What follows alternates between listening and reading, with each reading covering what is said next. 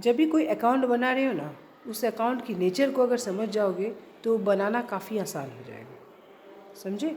जैसे trading account बनाने से पहले, प्रॉफिट एंड लॉस अकाउंट बनाने से पहले एक बार इनके नेचर को समझ लो। नेचर यानी कि इनकी विशेषता।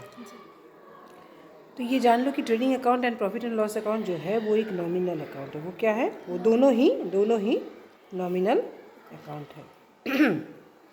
ठीक है? नॉमिनल अकाउंट है मतलब क्या?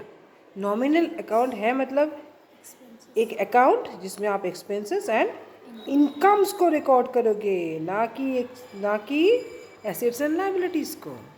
नॉमिनल अकाउंट है मतलब क्या है कि हम इसमें रिकॉर्ड करेंगे एक्सपेंसेस एंड इनकम्स को। क्लियर?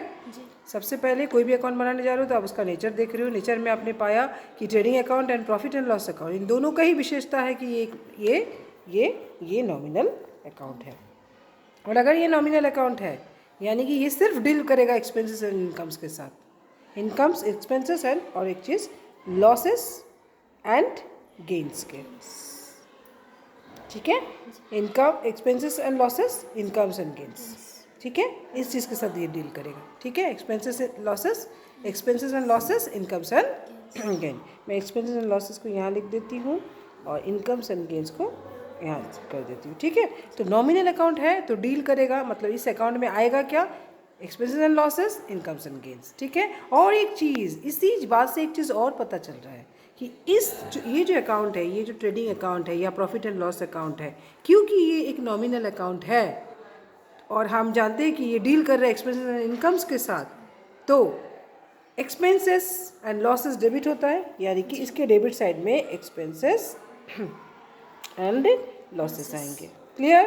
कहीं कंफ्यूजन नहीं होना चाहिए। अगर ये नॉमिनल अकाउंट है तो ये डील करेगा किसके साथ? Expenses, losses and incomes gains के साथ। और जब हम इस अकाउंट को बनाने जाएंगे ना तो कभी भी उस बच्चे को कभी कोई गड़बड़ी नहीं होगा, वो कभी गलती करेगा ही नहीं जब उसको इस अकाउंट का नेचर पता है।